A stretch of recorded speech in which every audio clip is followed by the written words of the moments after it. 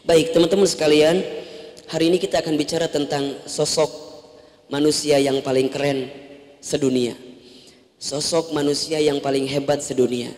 Sosok manusia yang paling kece, terbaik sedunia. Yaitu siapa?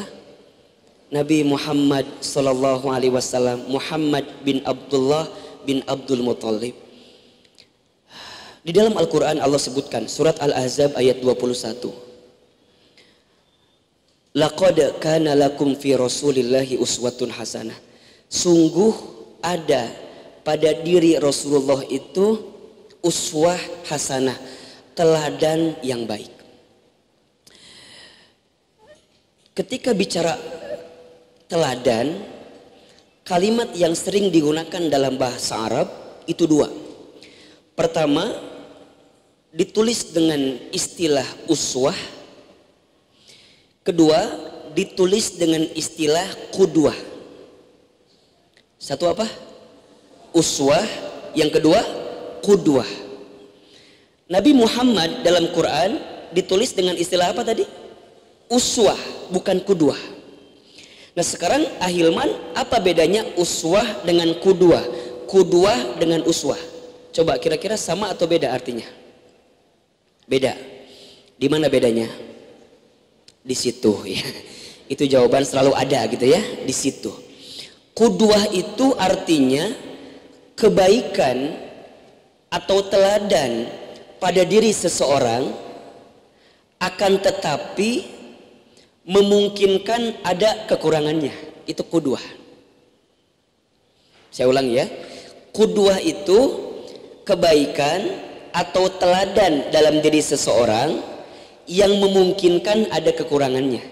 Itu qudwah. Contoh, mungkin sebagian di antara teman-teman punya qudwah. Punya qudwah. Misal, yang akhwat, antum qudwahnya apa? Sabar. Saking sabarnya dari dulu sampai sekarang nggak ada yang berubah, gini-gini terus. Qudwah. Tapi ada kelemahannya. Sabar, tapi mohon maaf, satu sisi sering keras kepala. Sabarnya qudwah, tapi keras kepalanya itu kekurangannya. Ikhwan, antum punya qudwah. Misal antum tuh orangnya disiplin, itu qudwahnya. Tapi antum punya kekurangan. Misalnya apa? Antum itu apa kekurangannya? Malas. Disiplin jeung malas asa ternyambungnya. Nah, tapi kira-kira begitulah. Disiplinnya qudwah, malasnya itu keburukannya. Nah, Ahilman juga punya qudwah. Misal, Ahilman itu kalau udah nentuin sesuatu kudu jadi. Saya itu orangnya greget. Saya itu orangnya apa ya? Kudu jadi weh. Kalau udah ngomong kudu jadi. Detail. Orangnya cerewet. Orangnya poin-poin per poin. Orangnya gesit, orangnya cepat. Detail, tapi ada kelemahannya. Misal kelemahannya apa? Misal pengen menang sendiri, misal egois ya. Detailnya qudwah, tapi egoisnya barangkali mohon maaf itu kekurangannya. Semua orang punya qudwah. Tapi Allah Subhanahu wa taala ketika menuliskan Nabi Muhammad itu bukan dengan kalimat qudwah, tapi menggunakan kalimat apa? Uswah. Uswah itu teladan kebaikan yang tidak ada kekurangan sedikit pun. Teladan kebaikan yang tidak ada kekurangan sedikit pun. Artinya Nabi Muhammad ini adalah manusia yang paling sempurna. Nabi Muhammad ini adalah manusia yang terbaik. Bahkan saking terbaiknya, Masya Allah, semua aktivitas kehidupannya dari bangun tidur sampai tidur kembali itu bisa menjadi teladan yang baik dalam kehidupan. Kan kita ini sama Nabi beda-beda tipis aja ya. Beda dikit. Kita ini Rasul itu makannya dikit. Kita ini dikit-dikit makan. Rasul itu tidurnya dikit. Kita ini dikit-dikit tidur. Rasul itu istirahatnya sedikit. Kalau kita dikit-dikit istirahat. Jadi beda-beda dikit aja lah kita sama Rasul itu. Jadi semua kebaikan yang ada pada diri Rasulullah SAW. Bangun tidurnya ada contohnya. Semua ketika aktivitas kehidupannya ada contohnya. Sampai tidur kembali pun ada contohnya. Maka di antara banyak doa-doa itu, doa ini, doa itu, doa ini, itu berangkat daripada Nabi SAW. Aktivitas kehidupannya itu yang terbaik. Dan Masya Allah, kalau bicara tentang sosok kehidupannya pun, sosoknya, itu semua waktu yang Rasul lalui, itu adalah sesuatu yang terbaik dalam kehidupan. Makanya kalau teman-teman mencari idola sesungguhnya itu bukan Indonesian Idol, tapi idola sesungguhnya adalah Rasulullah SAW. Jadi tidak ada idola yang paling baik dalam kehidupan kita kecuali Rasulullah. Teman-teman bisa urai banyak sejarah yang mencatat. Barangkali Ahilman cuma cuplikan-cuplikannya aja diambil. Nabi itu, mohon maaf, masa kecilnya adalah masa kecil seorang anak terbaik dalam kehidupan. Anak terbaik.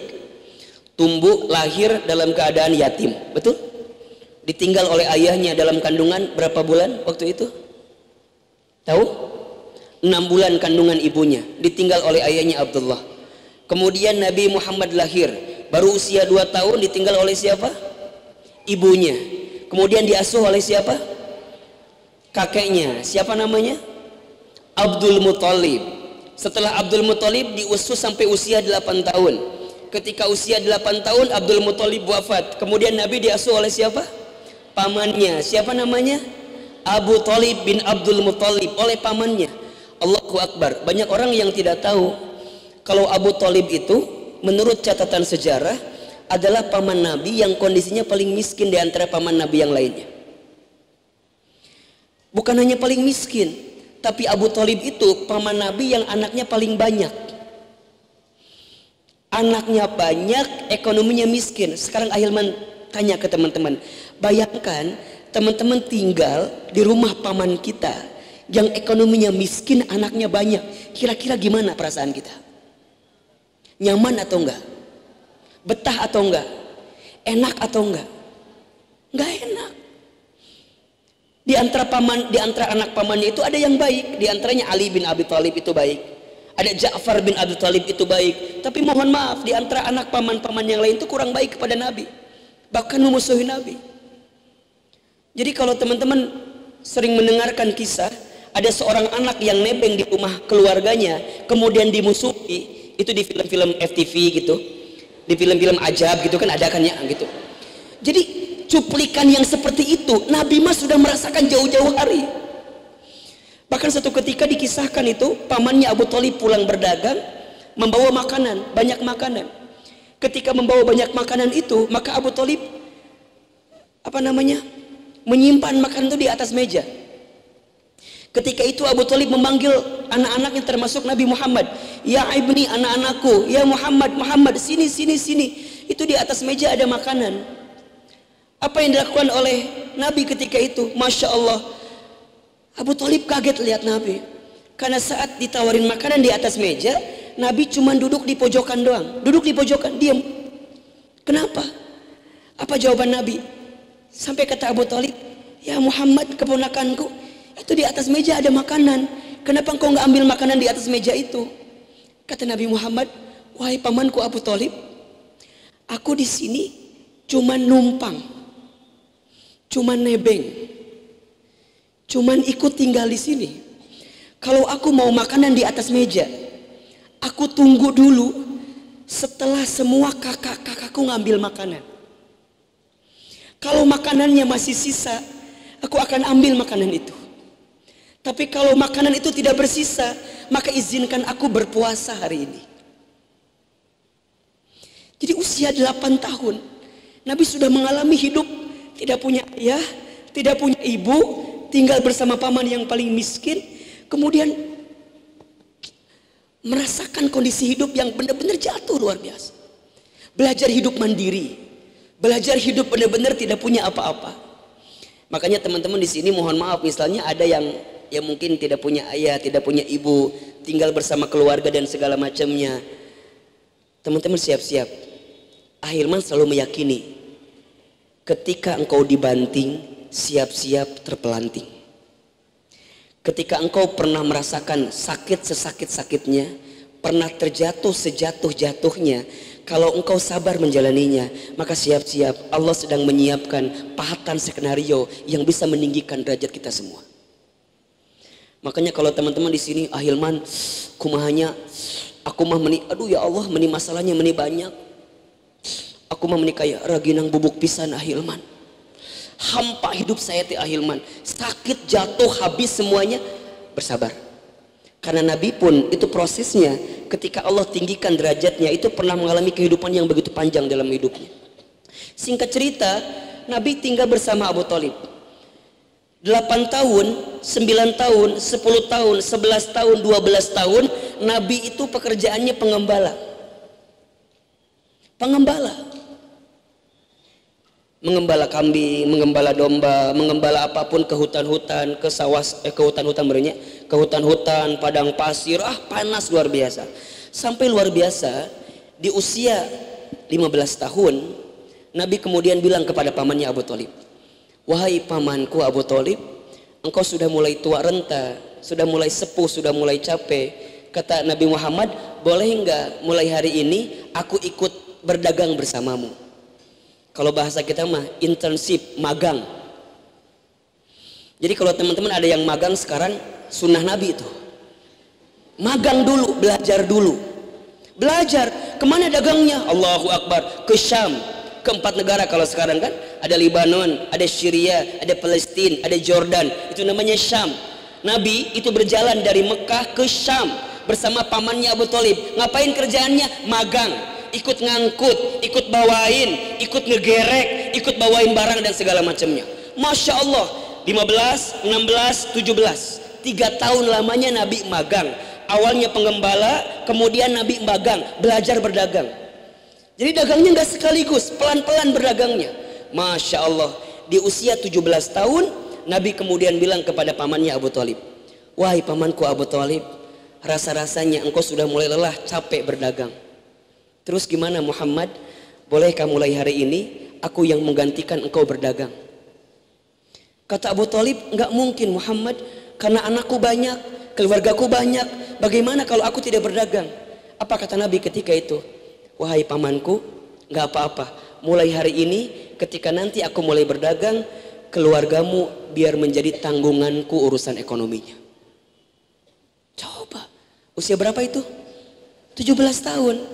Maka Nabi kemudian bertanya kepada Abu Thalib, wahai pamanku Abu Thalib, di manakah engkau biasa ngambil barang itu? Maka Abu Thalib ngasihlah tempat dia mengambil barang, distributor terbesar di kota Mekah. Dikasihlah akun Instagramnya, ini akun Instagramnya, kemudian ini alamatnya, datang ke sana. Ternyata Abu Thalib ngambil barang dari siapa?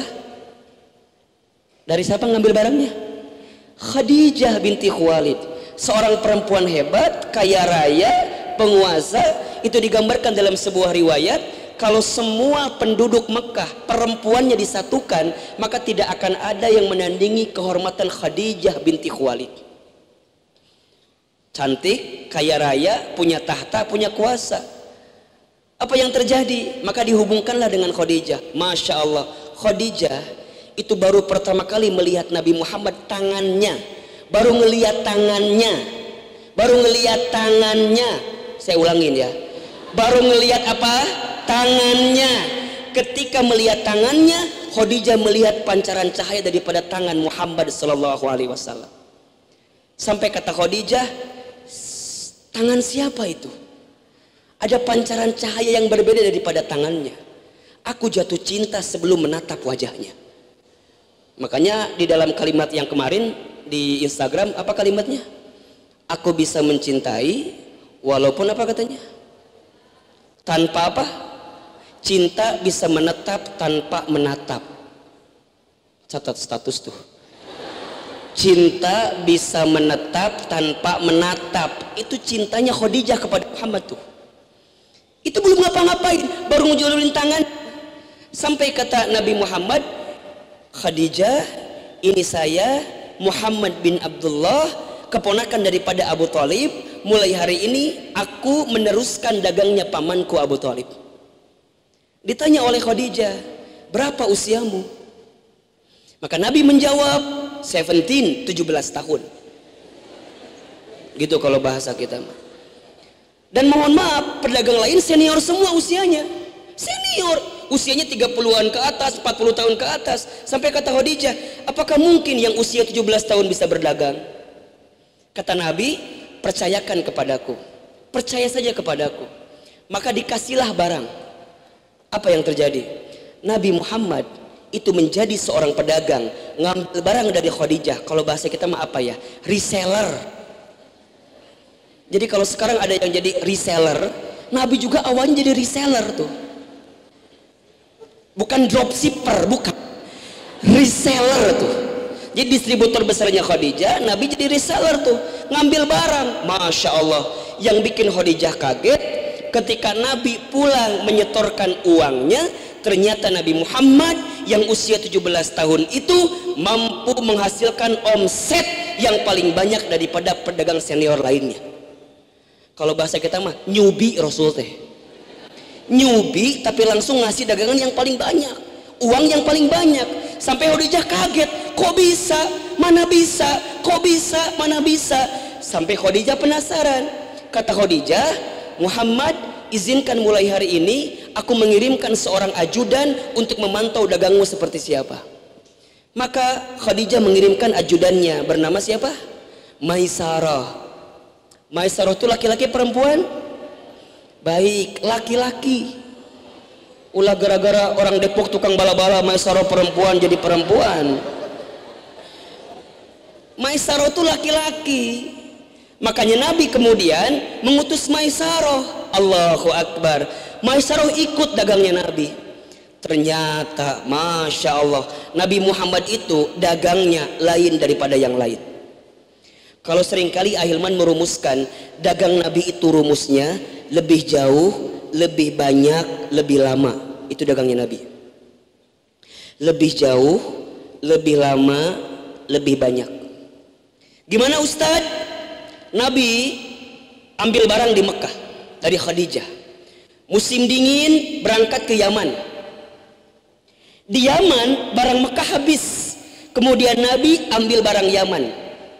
Maka kemudian dari Yaman jual barang Nabi itu ke daerah Damaskus, daerah Irak, berangkat ke sana.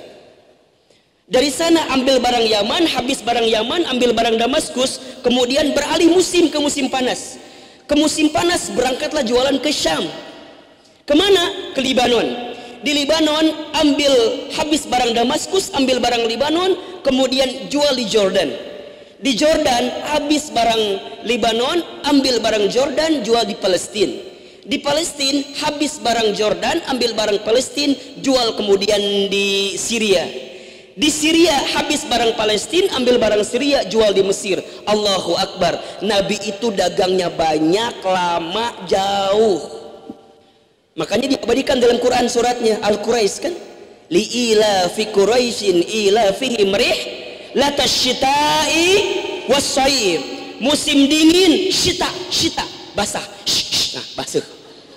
Musim dingin syita, musim panas soif, enggak basah. Musim dingin berangkat ke Yaman, musim panas berangkat ke Syam. Nabi itu dagangnya ekspor impor. Jadi jangan ngebayangin Nabi itu jualannya parfum depan musola, ulah. Jangan ngebayangin Nabi itu jualannya yang deket-deket aja. Jualannya luar biasa loh. Dan yang paling luar biasa, dari sekian banyak perjalanan, Nabi bisa mengumpulkan uang. Dan yang paling hebat, uangnya nggak dipakai. Uangnya dikembalikan kepada siapa? Khadijah. Nabi kan bisa uangnya diambil, bisa nggak? Kan dari Khadijah cuma ngambil barang dari Mekah doang kan? Sisanya kan beliau ngambil sendiri. Tapi saking al-aminnya Rasul, saking sidiknya Rasul, maka Rasul kemudian kembalikan semuanya kepada siapa? Khadijah. Masya Allah. Setelah pandangan pertama membuat Khadijah jatuh cinta, dan di pandangan-pandangan selanjutnya membuat Khadijah makin jatuh cinta kepada Muhammad SAW. Sampai kata Khadijah, aku tidak pernah merasakan satu perasaan seperti ini kecuali kepada Muhammad. Ketika ditanya oleh Maisarah, Khadijah, cius kamu tuh suka sama Muhammad? Nah kira-kira gitu kalau bahasa kita. Beneran suka? Iya. Tapi kan kamu bisa dapetin laki-laki yang lain gitu. Bisa dapetin seseorang yang bisa lebih baik, lebih besar. Kata Khadijah, tidak. Kadang buat aku jatuh cinta itu tidak butuh alasan gitu. Makanya kalau sekarang teman-teman punya perasaan cinta dan seringkali bertanya, apa alasanmu jatuh cinta kepada saya? Dipertanyakan sebenarnya jatuh cintanya itu. Karena jatuh cinta yang paling dalam adalah saat kamu tidak punya alasan untuk bisa mencintainya gitu. Karena saat alasan itu hilang, hilanglah perasaan cinta itu. Makanya ikhwan, kalau nanti antum ditanya sama akhwat, kenapa AA mencintai aku? Aku juga nggak tahu alasannya, nggak tahu. Karena kata Ahilman, kalau aku punya alasan, aku mencintaimu karena alasan itu. Ketika nanti hilang alasan itu, maka hilanglah perasaan cinta itu. Maka cukuplah mencintai apa adanya. Setelah apa adanya, baru ada apanya. Ini penting, karena kalau awanan nangis susah masalahnya gitu kan. Masya Allah, kemudian Khadijah menyampaikan kepada Maisarah, Maisarah menyampaikan kepada Maimunah, Maimunah menyampaikan kepada Abu Talib, sampaikanlah perasaan cinta ini. Maka Abu Talib kemudian menyampaikan kepada Nabi Muhammad, ya Muhammad, sesungguhnya setelah engkau berdagang, engkau disebut sebagai Al-Amin, dagangnya hebat, jualannya luar biasa. Sesungguhnya ada yang mencintai dirimu. Itu di usia Nabi 25 tahun. Kata Nabi, siapa? Ada seorang perempuan, punya tahta, punya jabatan, orang kaya raya dan luar biasa. Siapa? Kata Abu Talib, yang mencintaimu adalah Khadijah binti Khuwailid. Kata Nabi, nggak mungkin. Bukankah aku hanya seorang pembantu ya? Aku hanya seorang pengambil barang dari Khadijah. Aku hanya sekedar reseller daripada Khadijah. Nggak mungkin. Kata Abu Talib, cius, ini benar ini. Ini benar ini. Kalau Khadijah mencintaimu, Khadijah senang kepadamu. Kenapa? Kata Abu Talib, karena Khadijah melihat kejujuranmu, karena Khadijah melihat tanggung jawabmu. Maka mohon maaf nih, ikhwan, kalau antum punya kejujuran, antum punya tanggung jawab. Jangankan bisnis yang antum dapatkan, tapi perempuan yang antum sukai pun bisa antum dapatkan. Makanya kalau kerja sama bisnis, cari sama yang kaya. Duitnya dapat, anaknya juga dapat. Kalau bahasa kita kira-kira begitu. Allahu Akbar. Maka Nabi Muhammad sampaikan keberatan kepada Abu Talib. Nggak mungkin wahai pamanku Abu Talib, aku hanya laki-laki biasa, sedangkan Khadijah itu luar biasa. Bagaimana nanti kalangan Quraisy menyebutkan kalau aku menikah dengan Khadijah? Barangkali ada fitnah yang besar, akan diomongin, akan banyak tantangan. Nggak mungkin. Sampai disampaikanlah ke Khadijah. Apa jawaban Khadijah? Wahai Abu Talib, seandainya Nabi Muhammad keberatan menikah denganku karena urusan harta, maka izinkan nanti semua urusan pernikahan, biayanya, maharnya, segala macamnya nanti aku siapkan sendiri. Khadijah, makanya cari kayak Khadijah. Bete liur orang teh. Da kadang-kadang nu liur mah orang rek kawin teh eta nguruskeun eta. Tapi Nabi Muhammad enggak bukan laki-laki kayak sekarang barangkali. Bukan laki-laki yang lemah, bukan laki-laki yang loyo, bukan laki-laki yang tidak punya semangat, bukan laki-laki yang putus asa. Nabi Muhammad itu laki-laki punya selera, bos. Nabi Muhammad itu laki-laki yang ketika ditawarin, kan punten. Coba kalau antum ikhwan yang di sini, mohon maaf nih, antum ditawarin biaya pernikahan semua dari calon istri antum, diterima tuh? Wajah-wajah kia mah diterima pasti. Kapan lagi tawaran seperti itu kan? Tapi Nabi enggak. Apa jawaban Nabi? Lama, tidak wahai pamanku Abu Talib. Seandainya aku menikah dengan Khadijah, biarkan aku yang menyiapkan maharnya sendiri. Menyiapkan maharnya sendiri. Maka dari situ Nabi banting tulang luar biasa. Doanya makin kenceng, usahanya makin banyak, ikhtiarnya luar biasa, sampai terkumpullah mahar untuk bisa meminang Khadijah. Berapa maharnya? Banyak versinya. Ada yang bilang 20 unta merah betina ditambah dengan ukiyah. Ukiyah itu emas-emas yang luar biasa. Ada yang bilang 100 unta merah betina. Kalau Ahilman rupiahkan, kira-kira mahar Nabi kepada Khadijah ketika itu 1,8 miliar rupiah. Laki-laki 25 tahun usianya. Cok Ahilman tanya, ima punten. Kalau antum nih, antum akhwat, tiba-tiba malam ini ada yang datang ikhwan ke rumah antum ngasih mahar 1 miliar, diterima banget. Ayeuna keneh meureunnan daripada sadar kemah bener tuh. 1,8 miliar Sampai Khadijah geleng-geleng kepala, ya Muhammad dari mana, dari mana, dari mana? Ternyata selama ini Nabi itu rajin menabung. Selama ini rajin menyimpan uang. Karena Nabi tahu satu saat kelak dia akan menikah dengan perempuan yang terhormat.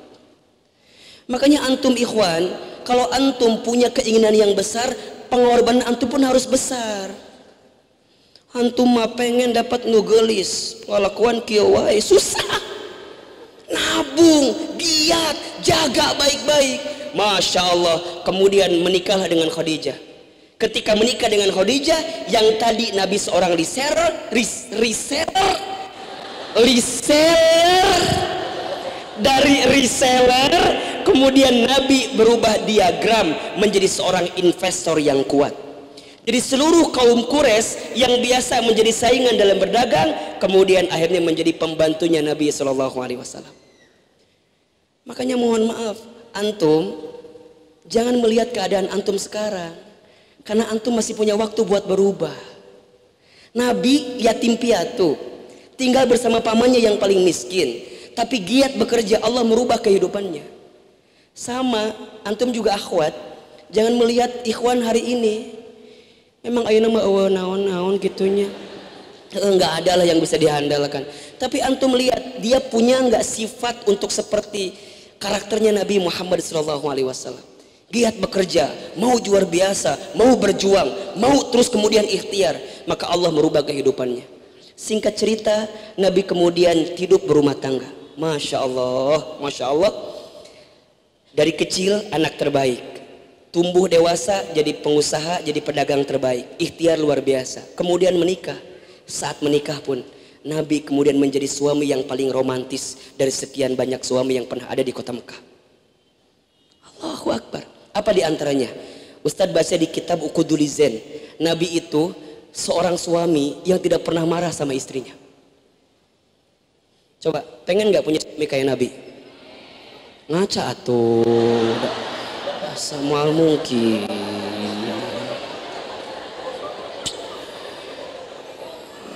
Masya Allah. Pengen kayak Nabi suaminya? Udah ngaca belum? Lamun gak punya Ailman punya spion motor. Ustadz kumaha gitu? Nabi hebat, makanya istrinya hebat. Siapa? Khadijah. Khadijah itu Masya Allah ya, istri yang luar biasa hebatnya. Disebutkan dalam sejarah itu Masya Allah, Khadijah itu seorang istri yang Nabi ketika gelisah melihat wajahnya Khadijah, setengah kegelisahannya langsung hilang. Itu baru melihat saja. Kan kisahnya waktu Nabi mendapatkan wahyu pertama kan di Gua Hiro, betul nggak? Ketika di Gua Hiro, Nabi bertahanus di sana. Tiba-tiba ada Jibril turun kan, Iqra, Iqra, Iqra 3 kali. Ke kanan nggak ada orang, kiri nggak ada orang, depan nggak ada orang, belakang nggak ada orang, bawah nggak ada orang. Lihat ke atas ada makhluk besar, Jibril berjubah putih. Kata Nabi, ma'ana bi qari, aku nggak bisa baca. Maka dilanjutkan ayatnya sampai 5 kan? Iqra bismi rabbikal ladzi khalaq, khalaqal insana min 'alaq, Iqra wa rabbukal akram, alladzi 'allama bil qalam, 'allamal insana ma lam ya'lam. 5 ayat selesai, Nabi kemudian lari terbirit-birit, bulu kuduknya merundung, merinding, bergetar hatinya, takut luar biasa, lari. Masya Allah, takutnya luar biasa ketika lihat Khadijah, setengah kegelisahannya langsung hilang. Kabayang berenang teman-teman lagi naik motor, tiba-tiba ada yang manggil, Ujang, Ujang, Ujang. Dia kita, kanan gak ada orang, kiri gak ada orang, depan gak ada orang, itu kan pasti lari, takut luar biasa. Masya Allah, lihat Khadijah Nabi, itu setengah kegelisahannya langsung hilang, selesai. Coba bayangkan, teman-teman nanti kalau mau seperti Nabi suaminya, ketika suami pulang dari kantor punya banyak masalah, lihat antum tambah masalah, hilang masalah. Malah tambah masalah. Masya Allah, Khadijah seorang perempuan yang Masya Allah luar biasa. Ini kan bicara tentang Nabi, berarti kan sampingannya Nabi. Ini juga buat istri calon, kalian kan calon istri semua nanti insya Allah. Khadijah itu kalau punya harta, apa bilang Nabi? Ya Muhammad suamiku, hartaku ini hartamu, hartamu itu hartamu. Bahkan kata Khadijah, seandainya nanti aku wafat dan tidak ada hartaku lagi yang bisa membantu engkau berdakwah, maka galilah kuburanku, jadikanlah tulang belulang tubuhku untuk bisa membiayaimu berdakwah menyampaikan Islam kepada siapapun. Tuh Khadijah tuh. Kan kalau kita mah enggak, sebagai istri kumaha kalimatnya? Hartamu, hartaku, hartaku, liur lu kieu mah tuh. Hayang siga Nabi suamina. Tapi lihat, sama kayak Nabi, Masya Allah. Nabi nggak marah jadi suami itu, sayang biasa. Misal ada di kisah lain dengan Aisyah, teman-teman tahu barangkali kisahnya ya. Nabi satu kali itu pulang dari Masjid Nabawi. Sebelum pulang ke rumah, Nabi mampir ke rumah sahabatnya menjenguk yang sakit. Ketika pulang menjenguk, tiba-tiba di tengah jalan hujan turun, basah kuyup badannya Nabi, basah luar biasa. Nabi kemudian lari. Ketika Nabi lari, kemudian ketuk pintunya. Assalamualaikum. Ketukan yang pertama belum dibuka. Ketukan yang kedua ngetuk lagi, Assalamualaikum, belum dibuka juga. Sampai ketukan yang ketiga, Assalamualaikum, baru dibuka. Itu Nabi, ketukan pertama, kedua, ketiga tidak berubah volume sama. Kan kalau kita mah pasti berubahnya. Assalamualaikum. Kemana iya jelema? Nabi tidak berubah itu kalimatnya. Masya Allah. Aisyah dari belakang karena lagi di dapur barangkali begitu. Hujan deras, maka Aisyah buka pintunya. Ketika Aisyah dibuka, Aisyah tahu Nabi itu basah kuyup luar biasa. Apa yang Aisyah lakukan? Maka ambilkan pengering anduknya, dibasuhlah badannya Rasul, kemudian didudukkanlah di sebuah kursi. Kata Aisyah ketika dipegang badannya, ya Rasulullah, badanmu dingin ini, dingin sekali badanmu. Kata Rasul, iya Aisyah, tadi kehujanan, besar sekali hujannya. Kata Aisyah, ya Rasulullah, maukah aku buatkan engkau secangkir teh manis hangat untuk bisa menghangatkan tubuhmu malam ini? Tuh Aisyah mah nawarin ke Rasul. Kadang-kadang orang mah nunggu dititah heula. Kopinya. Kopi. Nawarin dulu. Masya Allah, apa kata Nabi? Ya Aisyah, ya Humairah. Jadi Rasul tuh punya panggilan sayang masing-masing sama istrinya. Aisyah itu dipanggilnya apa? Ya Humairah, yang berpipi kemerah-merahan.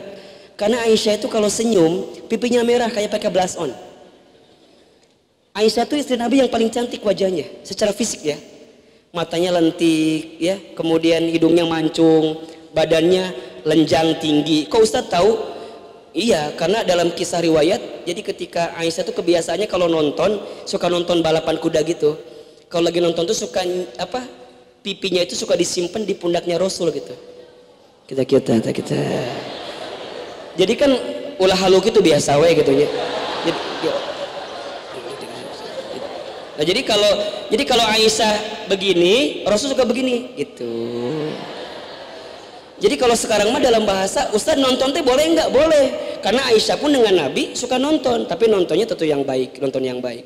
Bahkan Aisyah tuh suka masih main-main, kayak main kalau bahas BP-BP-an lah. Boneka-bonekaan, karena masih kecil. Makanya kata Rasul, pernah kata satu kali Rasul pulang dari berdakwah, kata Aisyah, ya Rasulullah, mau main ya, kamu jadi rajanya, aku jadi ratunya. Itu kan kayak main BP-BP-an. Kayak Ahilman sama Yasmin suka main begitu tuh. Ayah jadi rajanya, Yasmin jadi ratunya. Jadi Nabi tuh sama istrinya tuh sayang banget, luar biasa. Nah ini dipanggil ya Humairah, berpipi kemerah-merah, tinggi, lenjang, cantik. Di dia mah mirip Aisyah lah. Pokoknya cantik lah pokoknya mah. Masya Allah. Nah ada Khadijah, ada juga panggilan sayangnya. Ya Ummul Mukminin, ibunya orang beriman. Kan perempuan pertama yang masuk Islam siapa? Khadijah. Ada istri Nabi, wajahnya hitam Arab Baduy, usianya 72 tahun, namanya Saudah. Coba enaknya apa panggilannya? Orang kadang-kadang no bujur katel. Keterlaluan loh itu mah panggilannya. Saudah itu hitam pekat, Nabi panggilannya apa? Ya Syarifatul Zahab, emas yang paling mulia.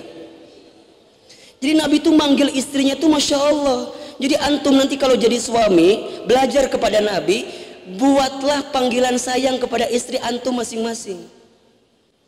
Bikin panggilan sayang. Istri pertama misal, kok pertama jadi hesek ya. Jadi terfokus ya. Misal panggilannya ya setahun pertama mungkin sayang, ya naik lagi kedua nanti beb, Ahilman juga sama, waktu awal-awal nikah setahun 2 tahun panggilannya sayang, dia manggil ke Ahilman ayang, sayang ayang. 2 tahun kemudian punya anak, panggilannya ayah bunda.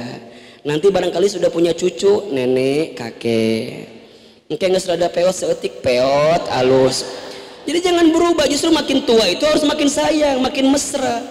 Masya Allah. Singkat cerita, Aisyah ke belakang ambil apa namanya, ambil teh, ambil cangkirnya, ambil tehnya. Ketika mau ambil gula, tiba-tiba lampunya padam. Mau ambil gula, lupa naruh di mana. Yang keambil apa? Garam. Maka diambillah garam itu, diaduklah. Maka diserahkan kepada siapa? Nabi Muhammad SAW. Kata Rasul, ya Rasulullah, kata Aisyah, ya Rasulullah, ini tehnya. Judulnya apa? Teh manis. Rasanya apa? Nah, ini mah contoh aja, contohnya, contoh. Ini tehnya, diminum sama Rasul. Contoh. Hausnya. Tapi contoh, ini mah contoh ya. Contoh imam biasa. Nggak usah serius banget. Rasanya apa? Asin. Punten Ahilman mau tanya, kalau nanti kira-kira kalian punya suami judulnya teh manis, datang teh asin, kira-kira apa responnya? Naon responnya? Mungkin marah, nyembur ya. Cuah. Maneh mah geus kawin jeung urang 10 tahun teu bisa ngebedakeun gula jeung uyak ku aing isu bedakeun gula. Panjang tak? Mungkin marah. Tapi Nabi, Masya Allah, Rasul suami idaman, gak pernah marah sama istrinya. Apa kata Nabi? Aisyah, Masya Allah, hada surbi ladida jiddan. Sungguh nikmat teh yang engkau buatkan malam ini. Sungguh nikmat teh yang engkau buatkan. Perempuan, punten, kalau dipuji senang apa enggak? Perempuan itu mahkotanya dipuji. Jadi kalau teman-teman lagi marah sama perempuan, puji aja. Kamu cantik banget hari ini. Kemarin enggak dong kalau gitu mah. Enggak, sekarang lebih cantik. Nah, jangan habis kata-kata, habis dibalikin sama perempuan mah. Makanya perempuan mah kata-katanya tuh seetik tapi tuh, sama tuh. Ketika diminum asin rasanya. Apa kata Aisyah? Ah, masa enak ya, enak. Ayo minum lagi kata Nabi. Cukup. Sampai kata Nabi, ya Aisyah, nikmat sekali teh ini. Tapi sayang, apa ya Rasulullah? Sayang, aku sudah kangen, sudah rindu, tidak pernah minum teh berdua denganmu.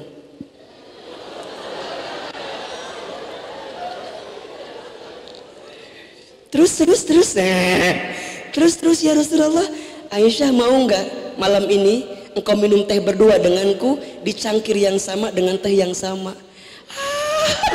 Mau ya Rasulullah, mau banget. Sampai kata Aisyah, mana tehnya, mana tehnya? Sampai Aisyah nanya, ya Rasul, di mana engkau meletakkan bibirmu tadi? Jadi Aisyah mah kalau minum sama Rasul, kalau Rasul sebelah kanan dia ambil sebelah kanan juga. Tuh istri yang baik. Kadang-kadang kita mah sama suami nggak begitu tuh. Bapak tadi di mana? Bapak belah mana minum nak? Belah mana tadi, belah mana? Kadang-kadang kita mah maunya beda. Nah nggak mau sama. Kayak virus sih. Nanya sama Rasul. Sebelah mana tadi bibirnya? Kata Rasul, fi hadal yamin, di sebelah kanan. Maka Aisyah kemudian ambil, diminumlah. Contoh. Rasanya apa? Masya Allah. Ketika tahu rasanya asin, kemudian Aisyah sujud nyium kakinya Rasul. Kata Rasul, Aisyah, kum, bangun. Tidak usah begitu. Diangkat, kemudian dicium keningnya. Contoh ini. Contoh. Dicium keningnya, Masya Allah. Apa jawaban Rasul ketika itu? Aisyah, kalau tadi kamu nggak ketukar gula sama garam, mana mungkin malam ini kita bisa minum teh berdua bersama. Rasul bisa marah, tapi Rasul nggak marah, teman-teman sekalian. Makanya nanti Rasul tuh naik jadi ayah. Banyak loh kisah-kisah Rasul jadi ayah. Pada satu kali Rasul kan punya cucu Hasan Hussein ya, lagi sujud, kemudian dia naik ke atasnya. Rasul untuk kieu, naon ieu ente? Coba lihat. Sampai berlama-lama sujud, lama sekali. Sampai orang yang lagi makmum tuh diam. Kok Rasul cengkat-cengkat kunaon ieu? Ternyata cucunya naik ke atas. Masya Allah berlama-lama. Satu kali ada juga kisah, Nabi lagi jadi imam, tiba-tiba ada anak teriak nangis. Maka Rasul kemudian berhentikan ayat yang sedang dibacanya. Kan orang mah kieu we tetep bismillah. Padahal budak geus seurik tadi tukang. Rasul berhenti bacaannya sedikit bacaannya. Sayangnya luar biasa. Makanya Masya Allah ya. Ya seandainya kita bisa berjumpa dengan Rasulullah SAW itu Masya Allah gitu. Maka satu kali itu ada satu kalimat yang Rasul pernah bilang kepada sahabat yang lain kan. Ana mustaqun li ikhwani katanya. Aku ini sedang rindu kepada saudaraku. Sampai kata Abu Bakar, ya Rasulullah, alaysa min ikhwanik, bukankah kami adalah saudaramu? Kata Nabi, bukan. Kamu itu bukan saudaraku. Bal antum ashabi, engkau itu sahabat-sahabatku. Sampai kata Rasulullah, yang aku maksud tentang saudaraku adalah mereka yang tidak pernah berjumpa denganku, yang tidak pernah menatap aku, yang tidak pernah mendengarkan langsung kalimat yang aku ucapkan dari lisanku. Tapi mereka adalah orang yang entah dari mana, tapi dalam hidupnya istiqomah mengikuti setiap sunnah dan aktivitas kelakuanku. Sampai kata Nabi, janjinya adalah kalau nanti aku berjumpa dengannya, maka sampaikan kepadanya, ketika mereka merupakan bagian dari saudaraku, aku akan berjanji datang ketika hari kiamat memberikan syafaat kepada mereka. Maka teman-teman sekalian, sesungguhnya nanti ketika di padang mahsyar ada manusia yang paling sibuk, ada manusia yang paling repot, ada manusia yang paling luar biasa berjuang. Siapa itu? Rasulullah SAW. Apa yang Rasul lakukan? Rasul mencari semua umatnya. Ummati, ummati, ummati, ummati, ummati. Bahkan disebutkan dalam satu hadis, kalau masih ada satu orang umatku yang ada di dalam api neraka dan dalam lisannya masih mengucapkan kalimat asyhadu an la ilaha illallah wa asyhadu anna muhammadar rasulullah, maka pegang janjiku, aku akan datang kepadanya, aku akan siapkan air dari telaga Kausar menyelamatkan mereka dari api neraka agar mereka kelak bersama denganku di surganya Allah Subhanahu wa ta'ala. Nabi itu rindu dengan kita. Nabi itu berjuang buat kita. Nabi itu luar biasa mempertaruhkan nyawanya untuk kita. Nabi berjuang sangat keras untuk kita. Tinggal pertanyaannya, kalau kita mencintai Nabi, seberapa besar kita mengenal Nabi SAW? Maka belajarlah dari sekarang memotret kehidupan Nabi dalam kehidupan kita. Apapun itu. Teman-teman yang jadi pebisnis, jangan lupa Nabi seorang pengusaha. Maka bacalah tentang kisah-kisah Nabi ketika menjadi pengusaha. Nanti antum perempuan, suami istri menikah, jadikan portofolio Nabi sebagai portofolio keluarga di rumah tangga antum sekalian. Nanti barangkali antum punya perusahaan, antum jadi pemimpin, belajarlah menjadi pemimpin seperti Nabi. Antum menjadi seorang pendidik, menjadi seorang pengajar, maka belajarlah jadi pengajar daripada seorang Nabi SAW. Karena ingat, ketika nanti kita di akhirat, kita akan dikumpulkan ma'aman ahbabta, bersama siapa dia saling mencintai di dunia ini. Kalau saat hidup di dunia ini, teman-teman mencintai Nabi, melakukan amalan Nabi, melaksanakan setiap sunnah-sunnah Nabi, maka percayalah, teman-teman akan berjumpa dengan Rasulullah SAW. Maulid Nabi itu bukan hanya sekedar memperbanyak solawat. Karena kalau hanya itu, solawat setiap solat pun dibacakan, betul tidak? Tidak usah ada maulid pun dibacakan setiap solat. Tapi yang paling penting, mulai hari ini mencontoh kehidupan Nabi. Mencontoh kehidupan Nabi. Nabi selalu berjamaah dalam solat, maka teman-teman contoh Nabi. Nabi jujur dalam perkataan, contoh Nabi. Nabi baik kepada sesama, contoh Nabi. Nabi pandai memaafkan, contoh Nabi. Nabi lembut luar biasa, contoh Nabi. Maka teman-teman barang siapa yang mencintai Nabi dalam hidupnya, maka siap-siap Nabi akan mencintai kehidupannya sampai berjumpa di surganya Allah Subhanahu wa ta'ala.